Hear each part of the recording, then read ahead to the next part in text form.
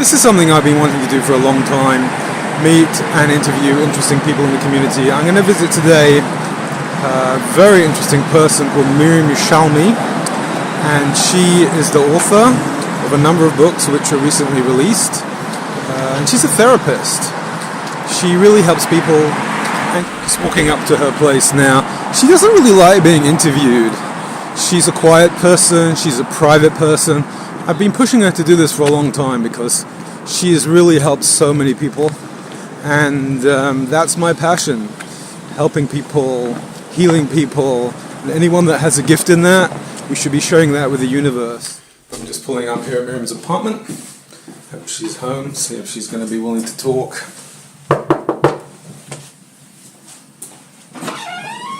Miriam, how are you? Good to see you. You have a few minutes to talk about your books? Your new publications? Come on, let's talk. Yes, thank you. Come in to my Thank you. Oh, it's so nice here. Yeah, I'd like Who to is this? introduce you to Yafa Gottlieb. Hi, Yafa. Hi. I've heard of Yafa Gottlieb. I've heard of Rabbi Chaim Miller as well. You were author, right? Correct. Very nice to meet you. So let's sit down and... Yeah, she's been like my dear friend for so many years and helped me so much along the way. Well, Awesome. It's a very worthwhile cause because I benefited greatly from your books. Awesome. There's the books. Oh my yeah. God, shining. Okay, let's sit down for a minute and hear all about it. So, you told me before that you started writing children's books because of one of your kids? Yes, you won't believe this story, but I used to give chinuch ideas through different fun stories, especially with characters that my son loved. He loved fish, he loved falafel. So I would just take things that he loved and then just kind of make up stories to get the idea across. So one day he asked me to make it into a real book, and I'm like, oh, okay. So I took some scrap paper, taped it up together, and presented to him. And he said, no, a real book. So then the idea came. So let's take a look at the two adult books that you've just published. Reaching New Heights Through Prayer and Meditation. Wow, what a great title. I love the title, actually. So this teaches you how to use prayer to change? Yes, I mean, Right. It really is the main secret ingredients from deep Kabbalistic teachings, from Tanya, from Sichas of the Rebbe, of how to transform yourself. Now let's talk to Yafa a minute. I understand you've read the book? You've read the prayer book? One thing about Miriam's books is that every page has something on it that you can gain from. I was just experimenting right now. I can open up to one page and let's see if I can just one page, what is it going to tell me? And it was very, very useful and relevant. And You also published another adult book. Do you want to just show us Yeah, that one? so this is Reaching New Heights Through Kindness in Marriage. Yeah. So I was so thrilled to see this coming out because, let's face it, marriage is not in a good situation in our culture, and even in our own Orthodox community. So many young people getting divorced. It's like a plague. It really is. And there's really not that many materials from a Jewish perspective, especially from a Hasidus perspective, from the Rebbe's talks. There's not a lot of accessible stuff, and it's really accessible. You want to tell us about the marriage book? Well, one thing I'd like to say first is what's different about this book and unique. Baruch Hashem, there are some out there, but this makes it sink in better. This book has the visualizations, the meditations, the question and answers. It's like also a workbook, so that a person could actualize the knowledge that it is, imparting. It has like the practicality of a book you'll buy in Barnes & Noble, like a secular self-help book. At the end of every chapter, here's the exercise, here's what to do, here's what to think. Did you do it? Check off list, which most from books don't have that, most authors. It's a really nice day today. Why don't we just go out for a walk and carry on talking outside? Absolutely. Weather's so nice. Want to come for a walk? Yeah. Let's go. Definitely. We don't want to get run over on camera. That would not be a good idea. Yeah, let's go. I think a common thread that goes through them is that children get a lot of self-confidence in being who they are and guidance in becoming what they want to be. Rare. there in children's books in the form that children can relate to and enjoy. Wow. That is perfect. I love what you just said. I couldn't have said it better. You know, and people go to bar mitzvahs, right, from a very young age, and the children don't even know what's really going on. So I wanted children from a very young age to know, what is bar mitzvah all about? Why do we put it on the head? Why do we put it on the arm first? What's the symbolism? How is it connected to our day-to-day avodas Hashem? And in this book is all these messages. So let's see it. Yay. Let's get them out.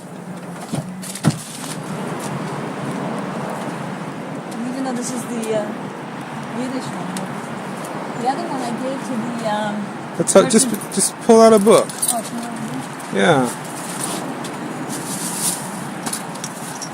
This is what it's like to be an author. You have tons of books stuffed in your car. They As were a in there permanent nicely. fixture. Yeah. Okay, so Okay. there's the Yiddish Oh, one. there's the goldfish. So this is the Yiddish version of an English book that you Yes. published previously. Okay. This is another Yiddish one about going to Eretz Yisrael. Some of them This are... is the Eretz Yisrael Yiddish one. Let's just flick through it because there's lovely pictures oh in my there. gosh, Yeah. amazing. How does this work? Oh, look at the back. Yeah. Oh, Very I nice would find pictures. pictures and I'm like, can you do this artwork? And can you do Yeah. and then Baruch Hashem. Let's see. Yam Melach. Nice. Beautiful. This is the Marat Machpelah. This is chapter 4 of Tanya. Wow. After I read chapter That's 4 amazing. of Tanya, I was thinking, like, because it talks about the garments of the soul.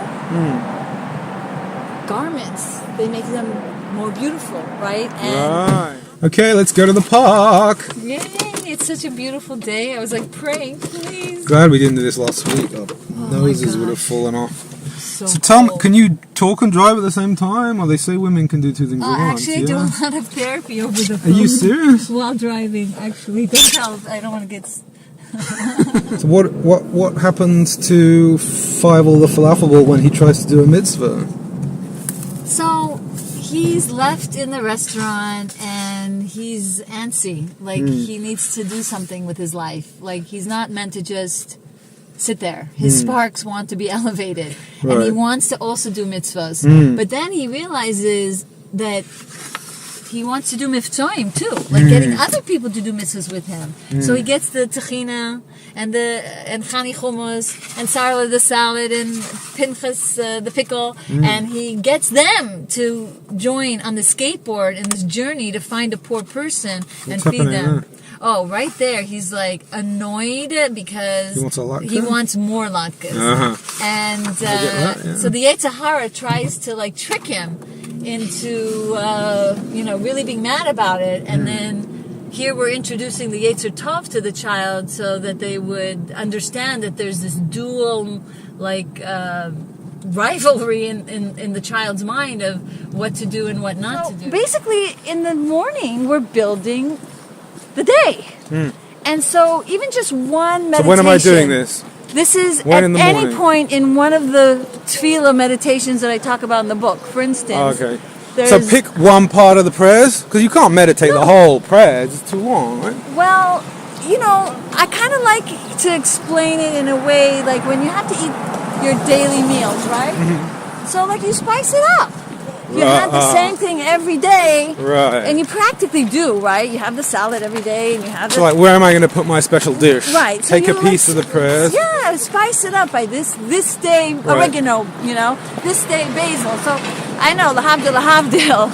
Yeah. But so that's why this book was made, so people can take one meditation one day and another meditation another day and spice it up. So this is like a recipe book for your prayers. Yeah.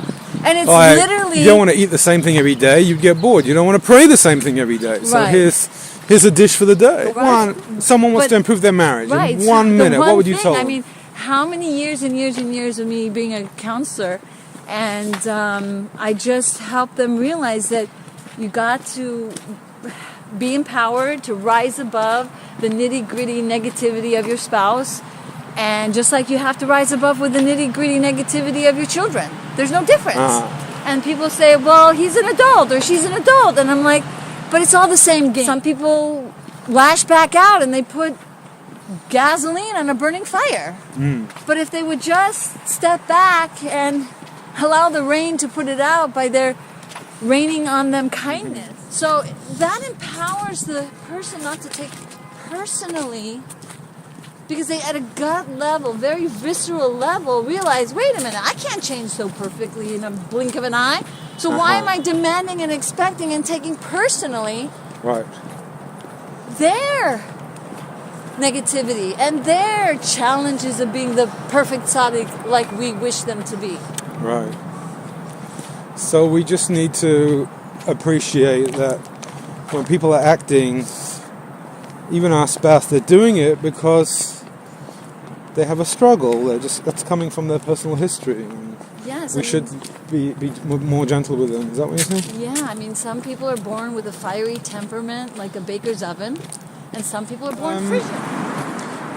You have written the marriage book twice. Once in a Jewish version, and then you've adapted it also for a non-Jewish audience or a general audience. Yes, which was a must. Because, first of all, a lot of even like Jewish people are not so connected to the Hasidic philosophy that they might be like, nah, not for me. Yeah. And a lot of Hasidic families might have children who are a bit off the derech or not so Hasidic, but they're they're challenged in their marriages or about to get divorced, and they want to like give them something. Yeah. And also for the goyim, I mean, they're suffering too. Right. Well, I've had a good walk. Have you got some exercise? Thank you. And congratulations on all your books. Really. I really bless you that you should lift up many souls, heal many spirits, and bring positivity to the world. And check out Miriam's books. She has a lot to offer. And I'm going to go. But have a great day. Thank you. Really.